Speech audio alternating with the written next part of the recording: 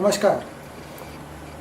आज हम हर छात्र और छात्रा का डेटा कलेक्ट करने के बारे में जो हमने student database management information system जो कि UDAIS का एक अभिन्न अंग है, उसके अंतर्गत जो छात्र छात्रावार आंकड़ा एकीकृत डाइस 2016-17 के लिए जो फॉर्मेट बनाया है, उस फॉर्मेट के हर बिंदु के बारे में आपसे चर्चा करेंगे और उसमें हमें किन ये प्रपत्र भरने में हमें किन बातों का खास ध्यान रखना है, उसके ऊपर हम कुछ दृष्टि डालेंगे।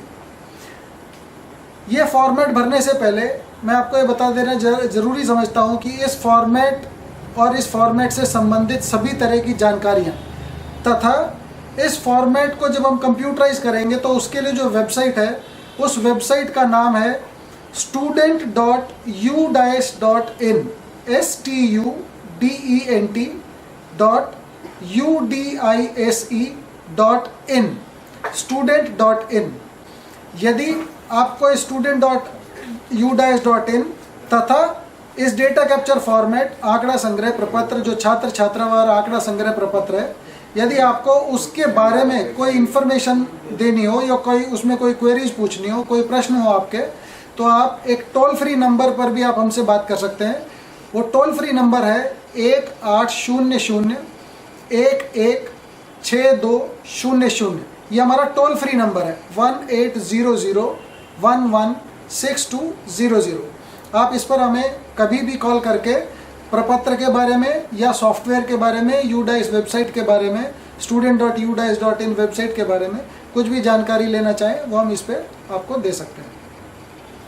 आंकड़ा संग्रह प्रपत्र जो छात्र छात्रावार आपको जो इसमें इंफॉर्मेशन देनी है, उसका सबसे पहले आप ये जान लीजिए कि ये प्रपत्र विद्यालय के प्रधानाध्यापक या प्रधानाध्यापिकाएं या जो इस विद्यालय में कार्यरत शिक्षक हैं, वो अपनी कक्षाओं के छात्र छात्राओं की इंफॉर्मेशन ही इस डेटा कैप्चर फॉर्मेट में देंगे, इस प्रपत्र में देंगे।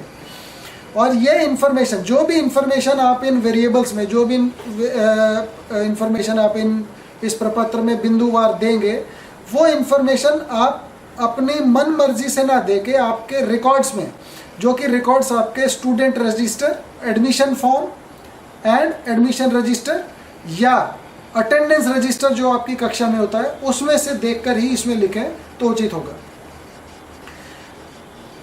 छात्र छात्रावार आंकड़ा संग्रह प्रपत्र 2016-17 का जो पहला वेरिएबल है, पहला जो कॉलम है, वो है आपको जो भरना है वो है UDAIS कोड।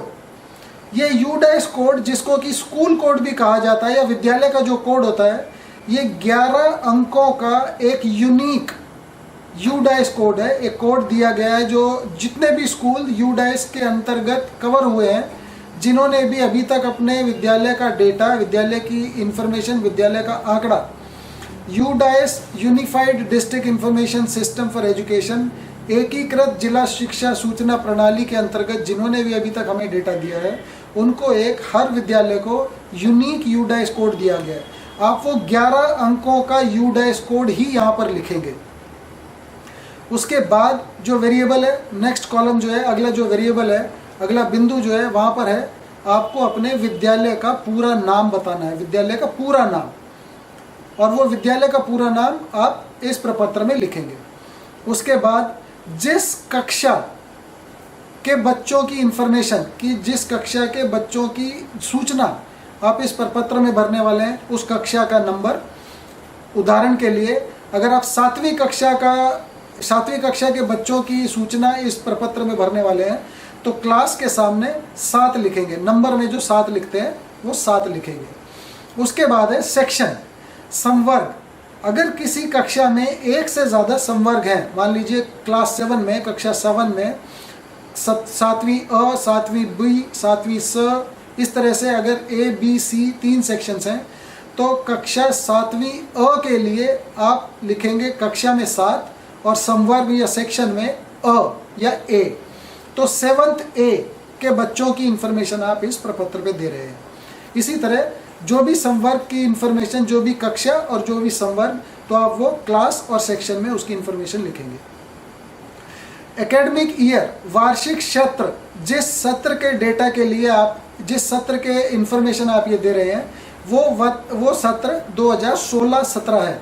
तो हमारा जो करंट एकेडमिक ईयर है, हमारा जो अभी जो एकेडमिक ईयर चल रहा है, जो वार्षिक सत्र चल रहा है, वो है 2016-17। वो यहाँ पे डेटा कैप्चर फॉर्मेट में पहले से प्रिंटेड है। अब बिंदुवार चर्चा करते हुए पहला वेरिएबल, पहला जो बिंदु है जिसके ऊपर आपको इंफॉर्मेशन, जिसके लिए आपको हर छात्र छात्रा की सूचना देनी है, वो है विद्यार्थी का आधार नंबर। आधार नंबर एक 12 अंकों का यूनिक कोड है, एक यूनिक आईडी है, जो भारत के हर नागरिक और हर बच्चे, जो भी चाहे वो स्कूल में हो और जो 5 वर्ष की उम्र से ज़्यादा के जो बच्चे हैं, उन सभी बच्चों को ये आधार नंबर दिया जा रहा है और अभी तक बहुतों को दिया जा चुका है।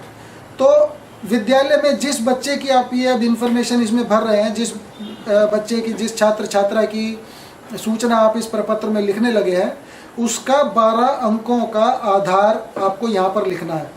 अगर ये आधार नंबर किसी बच्चे के पास नहीं है तो आप इस कॉलम को, आप इस बिंदु को खाली छोड़ देंगे, इसमें कुछ नहीं लिखेंगे।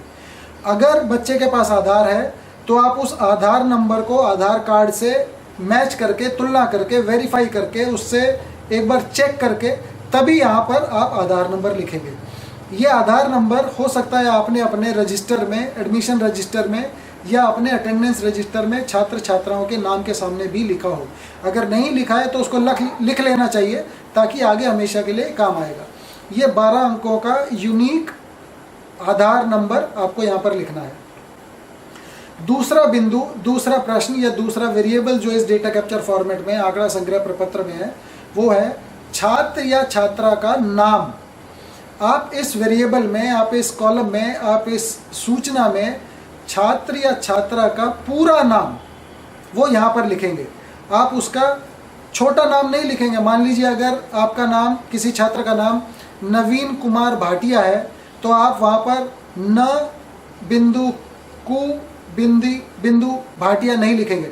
वहाँ पूरा नाम नवीन कुमार भाटिया, वो पूरा नाम लिखेंगे। छात्र या छात्रा का पूरा नाम लिखना है।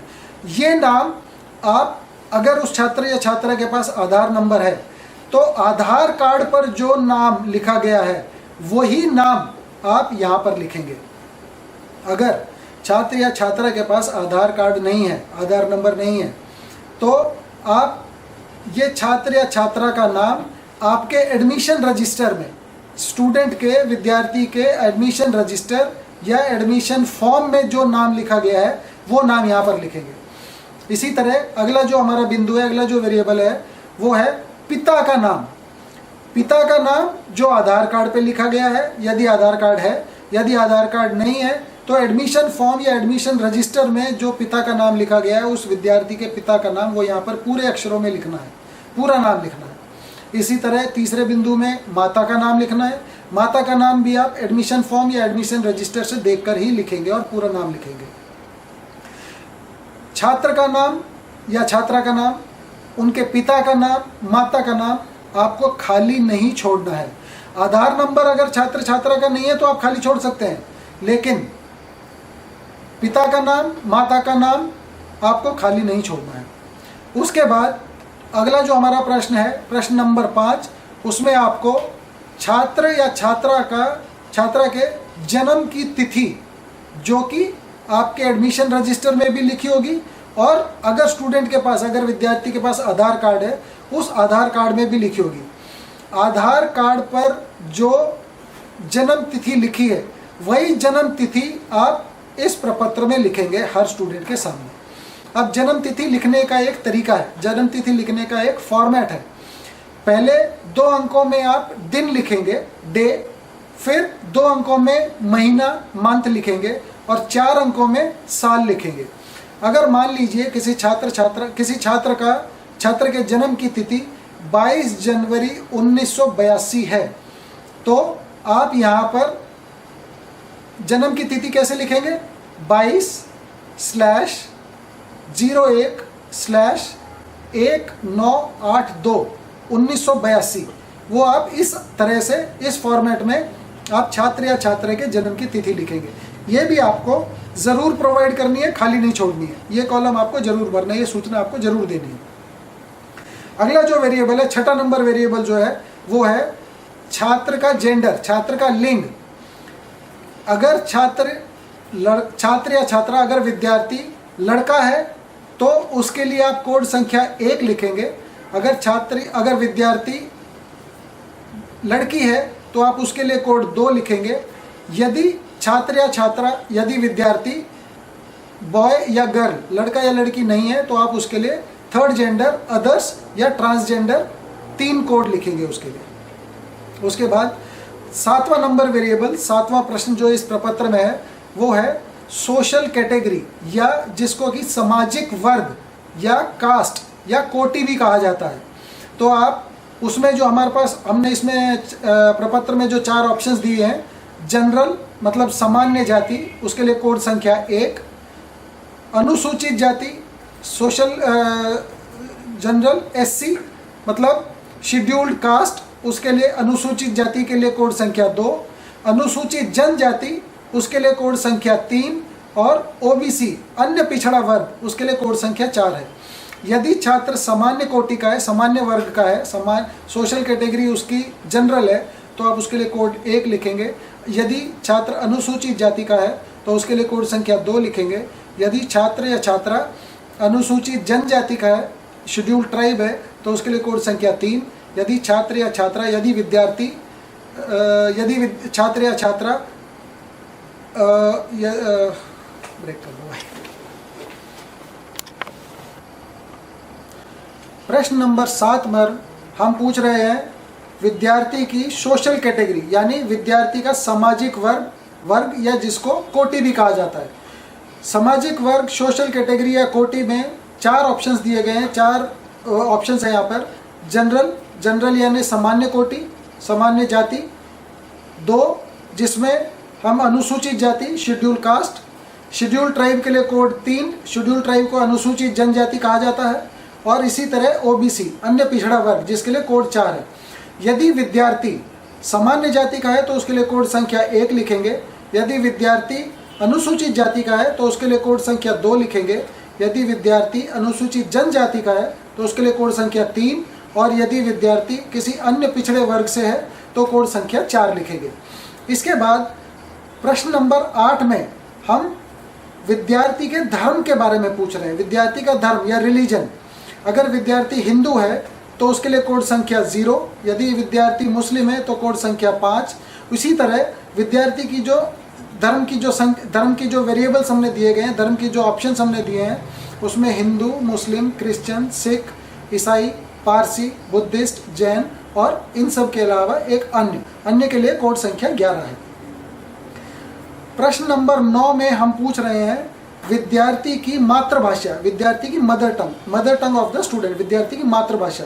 मातृभाषा के लिए जो आपके प्रपत्र में डिस्क्रिप्शन में जो वेरिएबल्स दिए गए हैं, जो ऑप्शंस दिए गए हैं, उनमें से विद्यार्थी की मातृभाषा, विद्यार्थी की जो मातृभाषा है वो आपको कोड यहाँ पर लिखना है।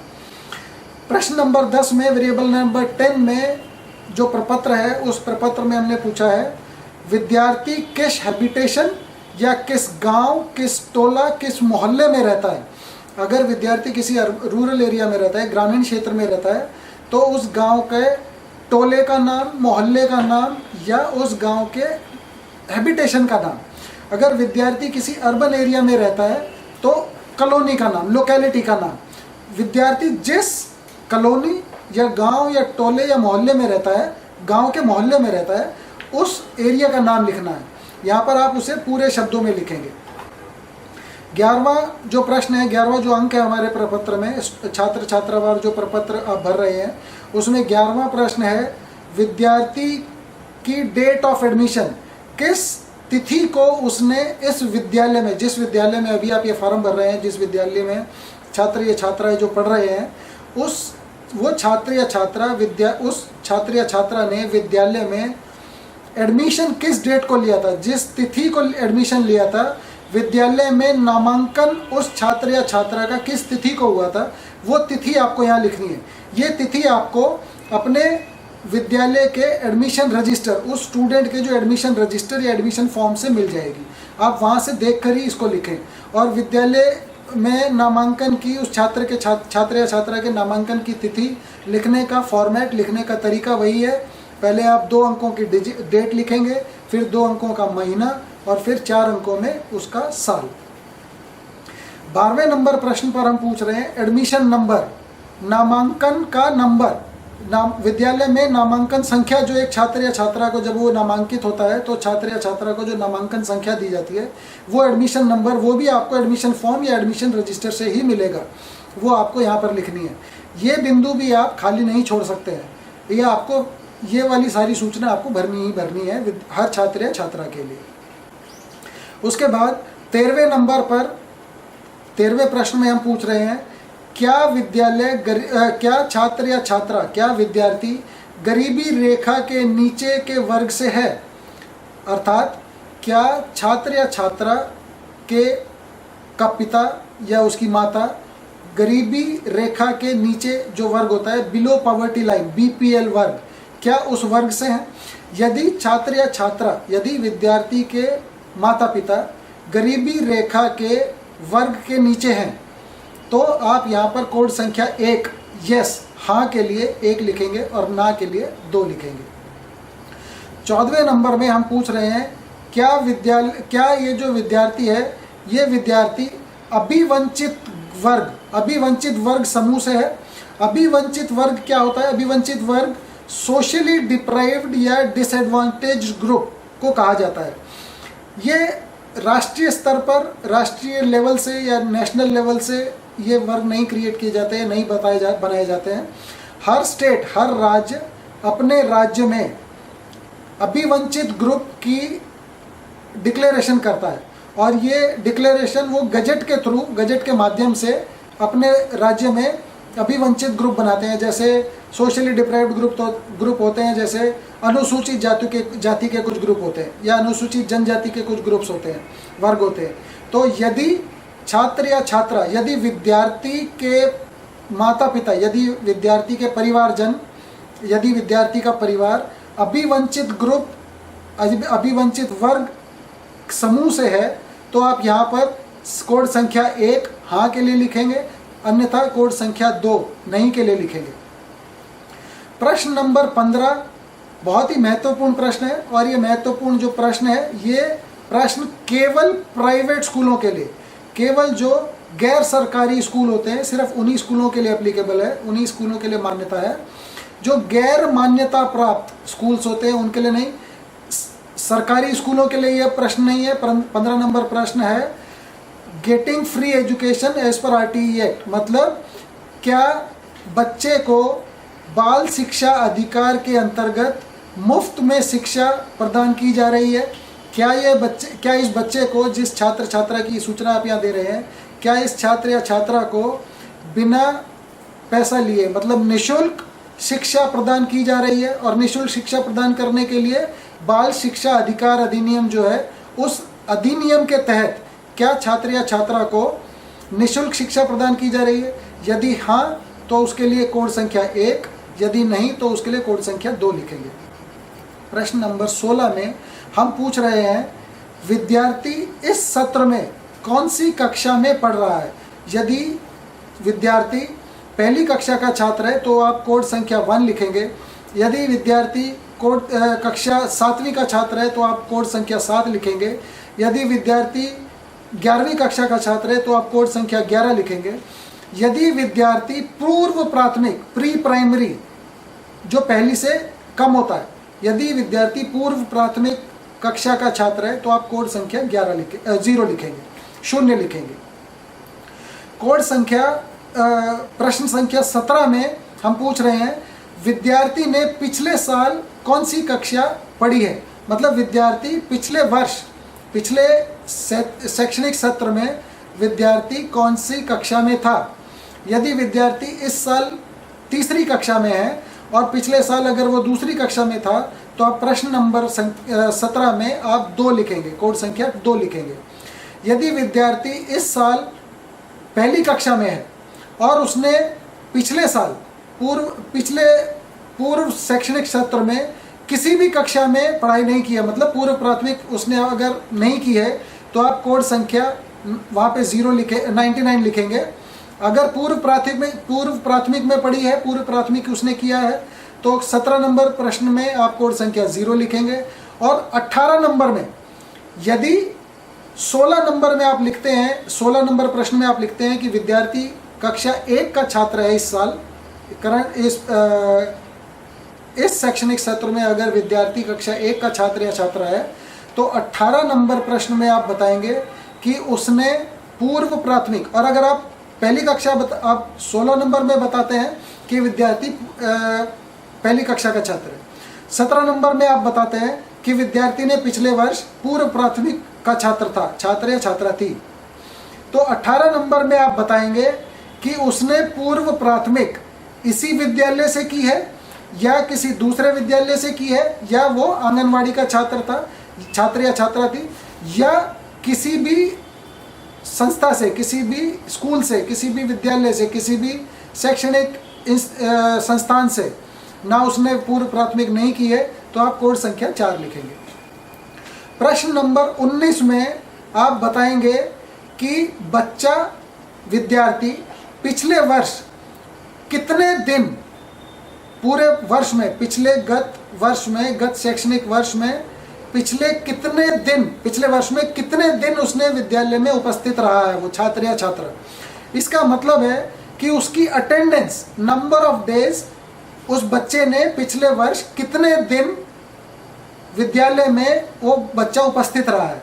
तो वो टोटल नंबर ऑफ डेज बताएंगे, पूरे दिन बताएंगे कि कितने दिन, उस पूरे वर्ष में कितने दिन वो बच्चा विद्यालय में उपस्थित रहा है। ये इंफॉर्मेशन, ये सूचना आपको अटेंडेंस रजिस्टर जो होते हैं उसमें से मिलेगी।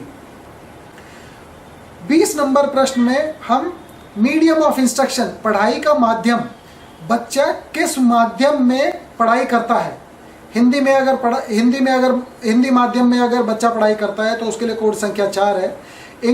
अंग्रेजी माध्यम में अगर बच्चा पढ़ाई करता है, जो उसकी पुस्तकें हैं, पाठ्य पुस्तकें अगर उसको अंग्रेजी में प्रदान की गई हैं और वो बच्चा अंग्रेजी में ही अपने सब्जेक्ट्स को, अपने विषयों को पढ़ता है, वो उसके विषय का माध्यम है, शिक्षण का माध्यम है, तो अगर अंग्रेजी में है तो 19 नंबर। अन्यथा जो लिस्ट आपको डेटा कैप्चर फॉर्मेट में आंकड़ा संग्रह प्रपत्र में जो लिस्ट दी गई है उसमें कोड देखकर आप यहाँ पर उसका शिक्षण का माध्यम लिखेंगे। 21 नंबर प्रश्न में बच्चे में यदि किसी प्रकार का विकलांगता है, डिसेबिलिटी, किसी भी प्रकार की डिसेबिलिटी है, किसी भी प्रकार की विकलांगता है, तो वो विकलांगता का प्रकार लिखेंगे। कोड दिए गए हैं आपके प्रपत्र में, आप वहां से देखकर लिखेंगे। यदि बच्चे में किसी भी प्रकार की विकलांगता नहीं है तो आप कोड संख्या 0 लिखेंगे, 0 लिखेंगे। यदि 21 नंबर में आप लिखते हैं कि विद्यार्थी में किसी प्रकार की विकलांगता है, छात्र किसी प्रकार से विकलांग, छात्र या छात्रा किसी प्रकार से विकलांग है, मान लीजिए मानसिक रूप से विकलांग है, या चलने फिरने में असमर्थ है, या बोलने में असमर्थ है, या उसको सुनाई देने में कुछ असमर्थता है, तो 22 नंबर में आप बताएंगे, 22 नंबर प्रश्न में आप बताएंगे कि क्या विद्यार्थी को, विशेष आवश्यकता वाले जो विद्यार्थी होते हैं, जो डिसेबिलिटी या अन्य प्रकार के कुछ स्पेशल चिल्ड्रंस होते हैं, क्या उन बच्चों को, इस बच्चे को क्या कोई फैसिलिटी, क्या कोई कोई सहायता प्रदान की गई है, क्या कोई फैसिलिटी प्रदान की गई है जो ऐसे स्पेशल बच्चों को प्रदान की जाती है। प्रश्न नंबर 23 के 6 पार्ट हैं, 6 विभाग हैं उसके, 23 A B C D E F। आप यहाँ पर एक बात ध्यान से देख लीजिए कि ये जो 23 नंबर प्रश्न है ये सिर्फ सरकारी स्कूल्स, सरकारी विद्यालयों या सहायता प्राप्त सरकारी विद्यालयों के लिए ही एप्लीकेबल है। ये जो 23 A B C D E F है, ये इंफॉर्मेशन, ये सूचना सिर्फ सरकारी विद्यालय या सरकारी सहायता प्राप्त विद्यालय ही प्रदान करेंगे। आप प्राइवेट स्कूल्स में ज़रूरी नहीं है ये वाली इंफॉर्मेशन प्रोवाइड करनी। यहाँ पर आप इसमें पहले देखेंगे, पहला जो प्रश्न है 23A, उसमें है क्या बच्चों को निःशुल्क पोशाकों की पूरी सेट दी गई है, यदि नहीं तो यदि लागू नहीं है तो 0। यदि एक सेट, पूरी पोशाक का एक सेट दिया गया है तो कोड संख्या 1। यदि पूरी पोशाक के 2 सेट दिए गए हैं तो कोड संख्या 2। यदि पूरी पोशाक ना देकर कुछ पार्शियली आंशिक पोशाक दी गई है तो कोड संख्या 3 लिखेंगे। 23B में क्या बच्चे को पाठ्य पुस्तकों का पूरा सेट, निःशुल्क पाठ्य पुस्तकों का पूरा सेट दिया गया है? यदि हाँ तो आप कोड संख्या 1 लिखेंगे, यदि नहीं तो कोड संख्या 2 लिखेंगे। क्या, और तीसरे में 23C में क्या विद्यालय के द्वारा छात्र या छात्रा को, इस छात्र या छात्रा को निःशुल्क वाहन की सुविधा दी गई है? यदि हाँ तो कोड संख्या 1, यदि नहीं तो कोड संख्या 2। अब विशेष आवश्यकता वाले जो बच्चे होते हैं उनको क्या विद्यालय ने निःशुल्क एस्कॉर्ट की फैसिलिटी दी है? निःशुल्क एस्कॉर्ट की फैसिलिटी विशेष आवश्यकता वाले बच्चों को ही दी जाती है ज़्यादातर। तो क्या उन बच्चों को, क्या इस बच्चे को वो निःशुल्क एस्कॉर्ट की फैसिलिटी दी गई है? यदि हाँ तो कोड संख्या 1, यदि नहीं तो कोड संख्या 2 लिखेंगे। 23E में क्या बच्चे को मध्याह्न भोजन प्रदान किया जाता है, मिड डे मील प्रोवाइड की जाती है? यदि हाँ तो कोड संख्या 1, यदि नहीं तो कोड संख्या 2 लिखेंगे। 23F में आप बताएंगे कि यदि ये विद्यार्थी हॉस्टल फैसिलिटी, निःशुल्क हॉस्टल फैसिलिटी अगर इस बच्चे को प्रदान की गई है तो किस तरह के हॉस्टल की फैसिलिटी? क्या ये आवासीय हॉस्टल है, या सरकारी निःशुल्क आवासीय हॉस्टल है, या गैर सरकारी आवासीय हॉस्टल है? किस तरह का हॉस्टल है, या क्या ये कन्या हॉस्टल है, गर्ल्स हॉस्टल है? तो आप उसके उचित कोड लिखेंगे। प्रश्न नंबर 24 में हम पूछ रहे हैं क्या विद्यालय में इस बच्चे को एज एप्रोप्रिएट, आयु के अनुसार जब कक्षा में इस बच्चे को भर्ती किया गया तो क्या इस बच्चे को कोई विशेष प्रशिक्षण दिया गया है, स्पेशल ट्रेनिंग दी गई है? यदि हाँ तो उसमें किस तरह की ट्रेनिंग दी गई है, किस तरह की स्पेशल ट्रेनिंग, किस तरह का विशेष प्रशिक्षण? क्या यह आवासीय प्रशिक्षण था, क्या यह गैर आवासीय प्रशिक्षण था? तो उनके उचित कोड यहाँ पर दिए गए हैं, आप उनमें से देखकर एक कोड लिखेंगे। प्रश्न नंबर 25 में हम पूछ रहे हैं क्या बच्चा बेघर है? यहाँ पूछने का सिर्फ एक ही तात्पर्य है कि क्या बच्चा अपने माता पिता या किसी गार्जियन या अभिभावक उनकी संरक्षण में है, या बच्चा अपने माता पिता या किसी वयस्क या अभिभावक की संरक्षण में नहीं है। तो उसके लिए अगर बच्चा अपने माता पिता या अभिभावक या किसी वयस्क की संरक्षण में है तो कोड संख्या 1 लिखेंगे। यदि बच्चा अपने माता पिता, अभिभावक या किसी वयस्क की संरक्षण में नहीं है, विदाउट एडल्ट प्रोटेक्शन है, तो आप कोड संख्या 2 लिखेंगे। प्रश्न नंबर 26, 27 और 28 यह परीक्षा परिणामों से रिलेटेड है, परीक्षा परिणामों से मिश्रित है। आप यहाँ पर प्रश्न नंबर 26 में यहाँ पूछा गया है कि क्या बच्चे ने पिछले वर्ष, पिछले शैक्षणिक सत्र में, गत शैक्षणिक सत्र में हुए एनुअल एग्ज़ाम, वार्षिक परीक्षा में पार्टिसिपेट किया, वार्षिक परीक्षा उसने दी है, क्या उसने वार्षिक परीक्षा में भाग लिया था? यदि हाँ तो कोड संख्या 1 लिखेंगे, यदि ये नहीं तो कोड संख्या 2 लिखेंगे। अब बच्चा यदि पिछले वर्ष गत शैक्षणिक सत्र में वार्षिक परीक्षा में उपस्थित था, उसने वार्षिक परीक्षाएं दी हैं, तो क्या उसने 27 नंबर में आप बताओगे कि क्या उसने वो परीक्षा उत्तीर्ण की है, क्या उसने वो परीक्षा पास कर ली है? यदि हाँ तो कोड संख्या 1, यदि नहीं तो कोड संख्या 2 लिखेंगे। 28 नंबर प्रश्न में आप लिखेंगे कि उस विद्यार्थी ने, उस बच्चे ने, उस छात्र या छात्रा ने पिछले वर्ष वार्षिक परीक्षा में कितने परसेंट अंक, कितने प्रतिशत उसके अंक आए हैं, वो आप यहाँ पर लिखेंगे। प्रश्न नंबर 29 में हम जो पूछ रहे हैं वो सिर्फ कक्षा 11वीं और 12वीं के छात्रों से ही रिलेटेड है। ये सूचना प्रश्न नंबर 29 में जो सूचना आपने देनी है, आप जो छात्र छात्राओं की सूचना भर रहे हैं, वो प्रश्न नंबर 29 केवल 11वीं और 12वीं कक्षा के छात्र छात्राओं से ही रिलेटेड है। सिर्फ उन्हीं के लिए आपको प्रोवाइड करनी, उन्हीं के लिए आपको ये सूचना देनी है। यहाँ पे आपको बताना है कि छात्र या छात्रा किस संकाय में पढ़ रहा है। संकाय मतलब स्ट्रीम, किस स्ट्रीम में, क्या वो आर्ट्स में पढ़ रहा है, क्या वो साइंस स्ट्रीम में पढ़ रहा है, क्या वो कॉमर्स स्ट्रीम में पढ़ रहा है, या किसी वोकेशनल स्ट्रीम में पढ़ रहा है। या इनमें से इनके अलावा किसी और स्ट्रीम में पढ़ रहा है तो उनके लिए कोड है। आर्ट्स के लिए 1, कोड संख्या 1, साइंस के लिए 2, आर्ट्स साइंस, कॉमर्स के लिए 3, वोकेशनल के लिए 4 और एनी अदर किसी और संकाय इन आर्ट्स साइंस कॉमर्स और वोकेशनल के अलावा यदि किसी और संकाय में पढ़ रहा है तो उसके लिए कोड संख्या 5 लिखेंगे। प्रश्न नंबर 30, यह प्रश्न केवल 9वीं से लेके 12वीं तक, 9वीं 10वीं 11वीं 12वीं के बच्चों के लिए ही लागू होता है। तो यहाँ पर आपको बताना है कि ये बच्चा, ये छात्र या छात्रा, ये विद्यार्थी किस विभाग या किस शाखा में पढ़ रहा है। वोकेशनल एजुकेशन के अगर कुछ बच्चे होते हैं, अगर कुछ बच्चे वोकेशनल स्ट्रीम में पढ़ रहे हैं तो वोकेशनल के किस सब्जेक्ट में ये पढ़ रहे हैं, किस विभाग में पढ़ रहे हैं, जैसे ऑटोमेटिव, इस तरह के जो वोकेशनल सब्जेक्ट्स होते हैं। अगर छात्र या छात्रा ने वो कोई एक सब्जेक्ट लिया हुआ है, अगर कोई एक वो वोकेशनल स्ट्रीम ली हुई है तो वो वोकेशनल का कौन सा ट्रेड या कौन से सेक्टर में है, तो वो आपको प्रश्न नंबर 30 में बताना है।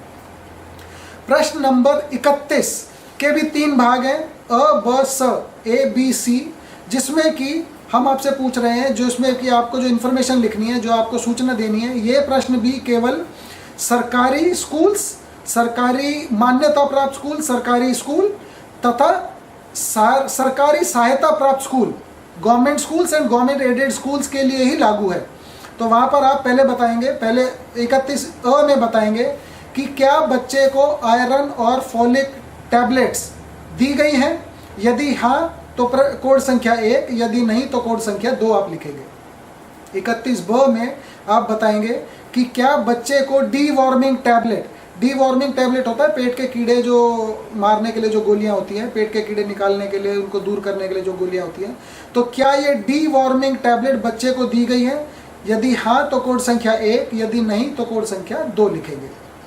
31 सी में आप बताएंगे कि क्या बच्चे को विटामिन ए की सप्लीमेंट, विटामिन ए की गोलियां या विटामिन ए के सप्लीमेंट या विटामिन ए के पाउडर्स, इस तरह के विटामिन ए के सप्लीमेंट बच्चे को प्रदान किए गए हैं कि नहीं स्कूल की तरफ से निःशुल्क, यदि हाँ तो कोड संख्या 1 लिखेंगे, यदि नहीं तो कोड संख्या 2 लिखेंगे। 32 नंबर जो प्रश्न है वो आपको बहुत ध्यान से और रिकॉर्ड्स में से चेक करके उचित संख्या लिखनी है। 32 नंबर प्रश्न है, बच्चे का अकाउंट नंबर, बच्चे का बैंक अकाउंट नंबर, बच्चे का खाता है, बच्चे का जो अकाउंट नंबर है जिसमें कि बच्चे की कोई भी अगर उसको सरकार की तरफ से कोई सहायता राशि के रूप में प्रदान की जाती है तो उस अकाउंट में बच्चे के वो राशि ट्रांसफ़र की जा सके सरकार की तरफ से, उसके लिए ये बैंक अकाउंट नंबर चाहिए। तो बच्चे का बैंक अकाउंट नंबर आप 32 नंबर प्रश्न में बताएंगे। और प्रश्न नंबर 33 में आप उस बैंक के ब्रांच का IFSC code, Indian financial system code, 11 अंकों का ये कोड होता है और ये कोड अल्फा न्यूमेरिक, जिसमें कि अक्षर और डिजिट अंक ये दोनों होते हैं, जिसमें पहले 4 अक्षर होते हैं, अल्फ़ाबेट होते हैं, और उसके बाद 7 अंकों का एक डिजिट होता है, 7 अंकों का एक नंबर होता है। ये IFSC कोड जो होता है हर बैंक के हर ब्रांच का, जो भी कंप्यूटराइज्ड बैंक है उन बैंकों के हर ब्रांच का एक 11 अंकों का कोड है जिसको IFSC कोड कहा जाता है। ये कोड आपको यहाँ पर लिखना है। ये कोड उस बच्चे का अकाउंट, जिस विद्यार्थी की इंफॉर्मेशन, जिस विद्यार्थी की आप सूचना दे रहे हैं, उस बच्चे का जो बैंक अकाउंट है ये किस ब्रांच में है, उस ब्रांच का IFSC कोड आपको प्रश्न नंबर 33 में लिखना है। प्रश्न नंबर 32 और 33 को मद्देनजर रखते हुए ही भारत सरकार की तरफ से या राज्य सरकार की तरफ से जो भी बच्चे को सहूलतें, बच्चे को कोई कैश ट्रांसफ़र करना है, बच्चे को कोई भी फैसिलिटीज़ देनी है, तो उनके लिए जो भी अमाउंट ट्रांसफ़र होगा वो इस बैंक अकाउंट और इस IFSC कोड के ज़रिए ही ट्रांसफ़र होगा। ये बैंक अकाउंट आप बच्चे के रिकॉर्ड से देख के ही लिखें। प्रश्न नंबर 34 में हम मोबाइल संख्या पूछ रहे हैं। मोबाइल नंबर 10 अंकों का मोबाइल नंबर, चलता हुआ मोबाइल नंबर 10 अंकों का वैध मोबाइल नंबर आपको लिखना है। यदि बच्चे का मोबाइल नंबर आपके पास है तो आप बच्चे का मोबाइल नंबर लिखिए, अन्यथा बच्चे के माता या पिता या अभिभावक या उसके संरक्षक का मोबाइल नंबर आप यहाँ पर लिख सकते हैं। 35 नंबर प्रश्न में ईमेल एड्रेस, बच्चे का ईमेल एड्रेस, यदि बच्चे का कोई ईमेल एड्रेस है वैलिड ईमेल एड्रेस तो वो आप यहाँ लिख सकते हैं। अन्यथा बच्चे के माता या पिता या अभिभावक या उनके संरक्षक, मतलब बच्चे के फादर मदर या उनके गार्जियन का email address, valid email address आप यहाँ पर लिखेंगे। पूरे प्रपत्र में आपको कहीं भी किसी भी प्रकार की कोई शंका हो, किसी भी बिंदु पर आपको कोई चीज़ समझ नहीं आ रही हो, तो आप हमसे डायरेक्ट पूछ सकते हैं। एक फ़ोन नंबर है, एक टोल फ्री नंबर है, जिस टोल फ्री नंबर पर आप हमें कॉल कर सकते हैं। हम हमेशा आपके प्रश्नों का जवाब देने के लिए, हम आपके प्रश्नों की सॉल्यूशन के लिए, हम आपकी जितनी भी शंकाएं होगी उनको दूर करने के लिए हमारा जो टोल फ्री नंबर है, वो टोल फ्री नंबर पे आप हमेशा हमसे बात कर सकते हैं। हमारा टोल फ्री नंबर है 1800-116200। टोल फ्री नंबर एक बार फिर सुन लीजिए, 1800-116200। ये हमारा टोल फ्री नंबर है, जिस पर आप कभी भी किसी भी प्रकार की शंका, आपको जो प्रपत्र भरने में या इस स्कीम के बारे में, छात्र छात्रावार आंकड़ा संग्रह प्रपत्र के बारे में, student database management information system के बारे में, या यूडाइस जिला शिक्षा सूचना प्रणाली, एकीकृत जिला शिक्षा सूचना प्रणाली के बारे में किसी भी तरह की आपको अगर कोई कन्फ्यूजन है, किसी भी तरह के आपके कोई प्रश्न है, आपके मन में कोई विचार है, आप हमसे शेयर कर सकते हैं इस टोल फ्री नंबर पर। आंकड़ा संग्रह प्रपत्र, चाहे वो यूडाइस का हो, चाहे आप student database management information system का हो, छात्र छात्रावार आंकड़ा संग्रह प्रपत्र, या इससे संबंधित किसी भी तरह की जानकारी आपको चाहिए, तो एक तो आप हमें टोल फ्री नंबर पर कॉल कर सकते हैं, या आप हमें ईमेल भी कर सकते हैं। हमारे ईमेल एड्रेसेस हैं arunmehta@nupa.org। आप इसको फिर से सुन लीजिए। हमारे ईमेल एड्रेसेस में आप ईमेल भेज सकते हैं, किसी भी अपनी किसी भी प्रकार की शंका, छात्र छात्रावार आंकड़ा संग्रह प्रपत्र से संबंधित कोई भी आप हमसे प्रश्न पूछना चाहते हैं तो आप हमें ईमेल भेज सकते हैं। हमारा ईमेल एड्रेस है arunmehta ARUNMEHTA@nuepa.org, arunmehta@nupa.org, या